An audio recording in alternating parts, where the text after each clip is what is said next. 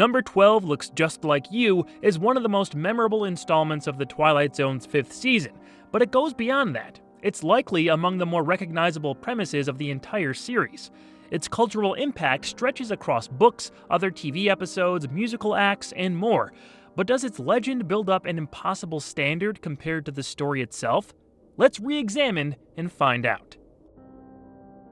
Marilyn Kuberly lives with her mother in a very stringent future. Once a person turns 19, they go through the transformation process. A numbered model is chosen and their entire body is altered forever. Considered beautiful by the society, there are a limited number of models, which means many people look exactly the same. They have to wear their name to tell everyone apart.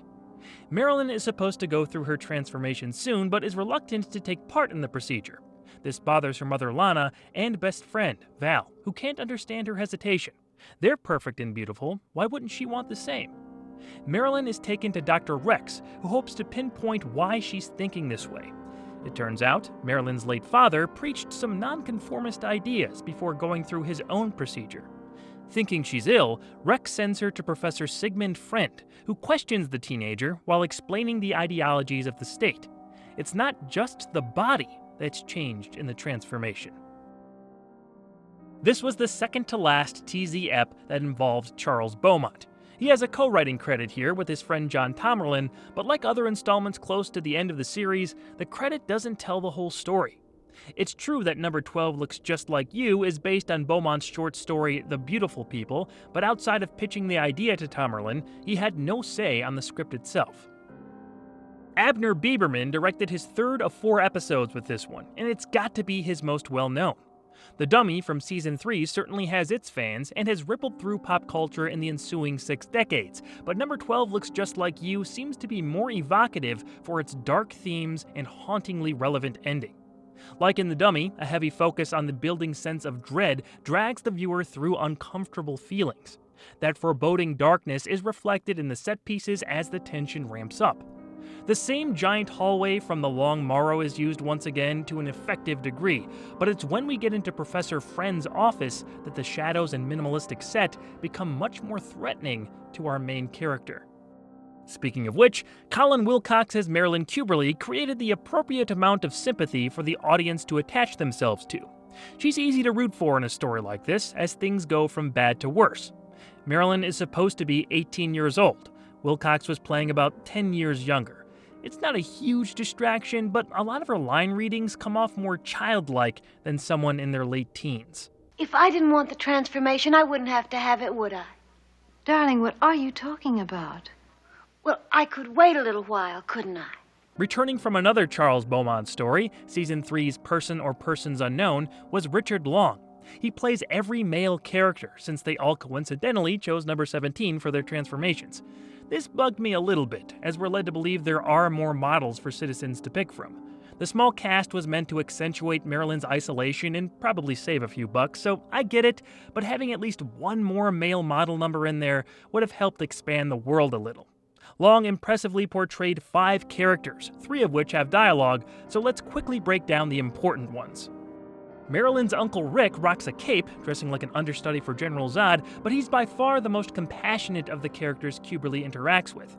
There are very muted shades of understanding in his scene, but unfortunately, he feels pity for his niece not wanting to undergo the transformation. As Dr. Rex, Long is colder in his delivery, but not impolite. This is where the subtle nudging toward conformity picks up. He treats Marilyn with a curious, genteel attitude, but his goal is to make her conform with a smile. Plus, that pinky thing he's doing is equal parts hilarious and suitably obnoxious. I've seen online that it supposedly inspired the similar physicality of Mike Myers' Dr. Evil character. However, I'm not so sure about that, as there were no sources quoting Myers on this assumption. Even if it wasn't on purpose, it was still a distinct and memorable tick. Finally, Professor Sigmund Friend. I am Professor Friend. Sigmund Friend. You must call me Professor Sig. Many years ago, Wisermans and I decided to try and eliminate the reasons for inequality and injustice in this world of ours. So, they charged the finest scientific minds with the task of eliminating ugliness in mankind. Did you know that Dostoevsky was an epileptic? He was ugly, he was deformed, but he wrote about beauty. The introduction of smut into this interview would not help your case, young lady. Not at all. The scene is well written, and I like the tone of Long's approach, but the absurd notion of the character sort of negates any intimidation factor they set up with his presentation. I would have preferred a slightly more serious figure laying out the mantras of this society instead of a Sigmund Freud impression. I don't know, maybe there's something I'm missing about it. This is enough. Pam Austin as Valerie/model number 8 nails the empty-headedness of those who have been transformed. These people have no worries, much less free thought. Val's highlight was repeating the state's unnerving motto. Life is pretty, life is fun. I am all and all is one. Gives me the creeps. The brainwashed demeanor is called out by Marilyn in the scene with her uncle. I love how she explains the need to experience and process unpleasant emotions. I don't feel like smiling all the time. Sometimes I want to cry or frown. Don't you understand? Seeing this point of view manifested in 2015's Inside Out is what makes it one of my favorite Pixar movies. I love how it's addressed here. The addition of beverages called instant smiles hammer the point home that the governing bureau is trying to regulate emotions and thoughts as well as appearances. Susie Parker as the number 12 model, Lana, and a host of smaller roles fills in the gaps well enough. Since those who have been transformed don't usually experience a full range of inner feelings, she was a great choice to underplay the scenes concerning Lana's daughter. Her empty smile was the source of one of the most unsettling moments in the episode. Leave it to this show to have a beautiful face effectively exemplify terror. Parker was more of a model than an actress. At the time, she was the most popular in the country. Producer William Frug thought bringing her into this particular story would work in its favor. Aesthetically, he was right. Again, we could have used another actress or two fleshing out the different model choices, but that's not a huge mark against the installment. The multiple uses of the split screen technique are pretty seamless.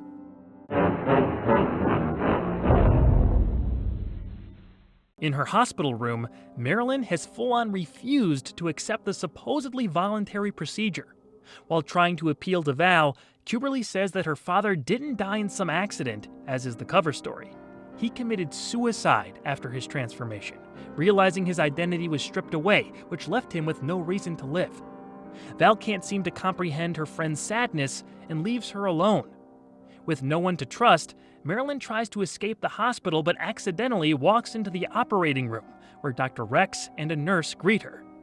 Sometime later, Lana and Val are pleased to see Marilyn's operation was a success. And the nicest part of all, Val, I look just like you. Along with her body, the teenager's mind has been molded to conform. Rod's narration dwells on the improbable nature of this ending, but he stops short of saying it's impossible. These and other strange blessings may be waiting in the future, which, after all, is the Twilight Zone. Marilyn's number 8 reveal is one of the most twisted endings to a TZ episode, and it's so simple. Just having the character stare into the camera, smiling without a soul, still freaks me out. They kept Colin Wilcox's voice to make the moment that much more uncanny. It's not hard to see why this episode sticks out in so many people's minds. Its influence still reverberates. The most direct homage is probably with the band The Number 12 Looks Like You. We also know it was heavily inspirational to the Black Mirror episode 15 Million Merits.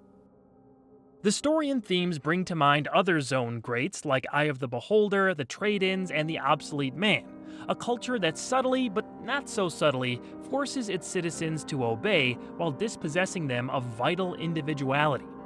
By the end, the most horrifying thing isn't that Marilyn has gone through with the procedure, it's that she seems to love her new appearance.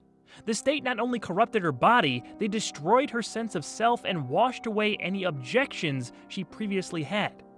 Dr. Rex mentions that they've improved methods since the old days, and the transformation always turns out well in the end. This suggests that she won't even have the revolting reaction her father did that led to his own escape through death. Marilyn, as we knew her, has been obliterated.